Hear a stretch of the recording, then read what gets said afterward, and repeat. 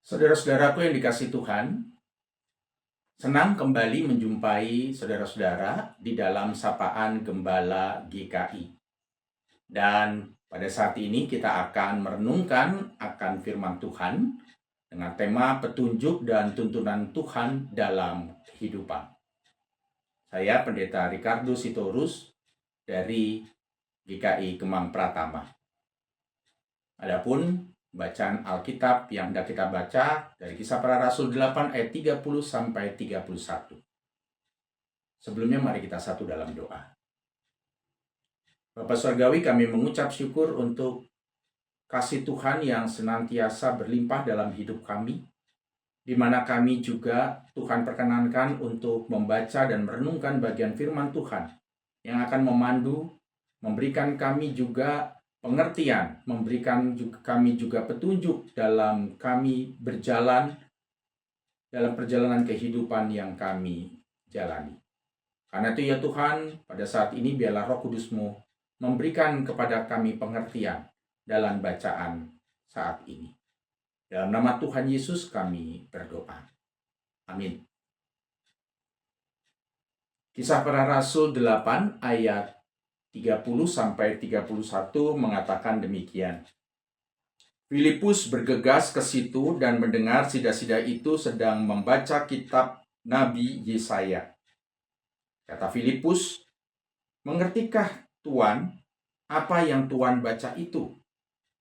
Jawabnya, "Bagaimana aku dapat mengerti kalau tidak ada yang membimbing aku?" Lalu ia meminta Filipus naik dan duduk di sampingnya. Demikianlah firman Tuhan. Saudara-saudara yang dikasihi Tuhan, beberapa hari sebelum renungan ini tayang, saya berada di perjalanan yang jauh dari tempat di mana saya melayani. Sesungguhnya saya buta akan kondisi, akan keadaan di mana saya saat ini berada. Karena itulah kami membutuhkan petunjuk, dapat berupa GPS atau peta atau tanda-tanda yang ada di jalan untuk menuntun kami supaya ketika kami hendak menuju tempat di mana kami ingin pergi di sana, kami boleh mendapatkan tuntunan yang baik. Tetapi meski penunjuk jalan ataupun juga GPS sudah terpasang dengan baik, sejujurnya masih saja kami bingung. Bingung jalan yang mana yang harus kami tempuh, sehingga kami bisa tiba di sana tempat tujuan kami dengan selamat. Nah, saudara-saudara yang dikasihi Tuhan, bacaan kita pada saat ini mengisahkan seorang yang disebut sebagai sida-sida dari Ethiopia.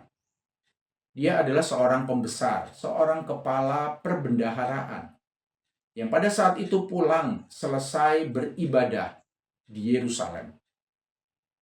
Dan pada saat itu tangannya membuka kitab Nabi Yesaya.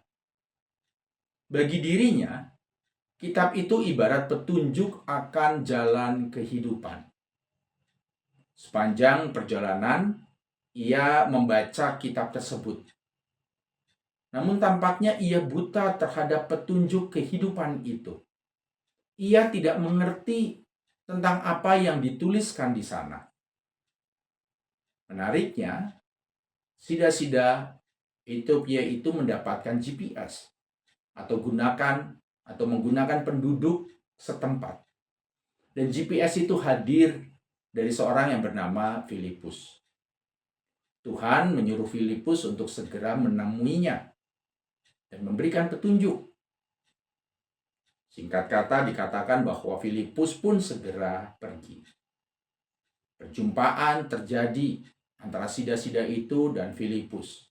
Filipus bertanya, "Mengertikah Tuan apa yang Tuan baca itu?" Jawab sida-sida itu, "Bagaimanakah aku dapat mengerti kalau tidak ada yang membimbing aku?" Sida-sida itu pun meminta Filipus menjelaskan tentang siapakah orang yang dimaksud di dalam Yesaya 53 ayat 7 sampai 8. Maka mulailah Filipus berbicara dan bertolak dari nats tersebut. Ia memberitakan Injil Yesus. Ia memberitakan kabar baik kepadanya. Dan hasilnya, sida-sida itu percaya bahwa Tuhan Yesus adalah anak Allah. Saudara-saudara, Filipus berhasil menjelaskan petunjuk dan juga tuntunan kehidupan yang telah dibaca oleh sida-sida itu.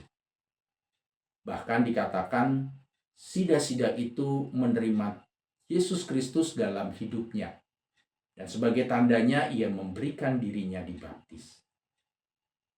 Saudaraku, di sekeliling kita masih banyak orang seperti sida-sida itu. Dan Tuhan menghendaki supaya kita pun juga dapat menjelaskan petunjuk kehidupan.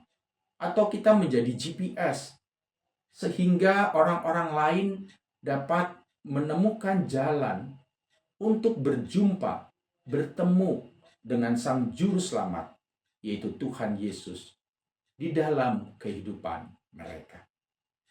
Mari saudara-saudara, mari kita menjadi petunjuk kehidupan yang dapat membawa banyak orang itu berjumpa dengan Kristus. Mari kita satu dalam doa.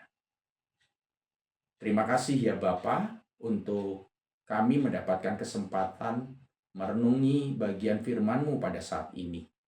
Mampukan kami ya Bapa untuk menjadi orang-orang yang dapat Tuhan utus, menuntun, memberikan petunjuk, di mana mereka juga dapat bertemu dengan Kristus. Terima kasih ya Bapa, pimpin kami senantiasa.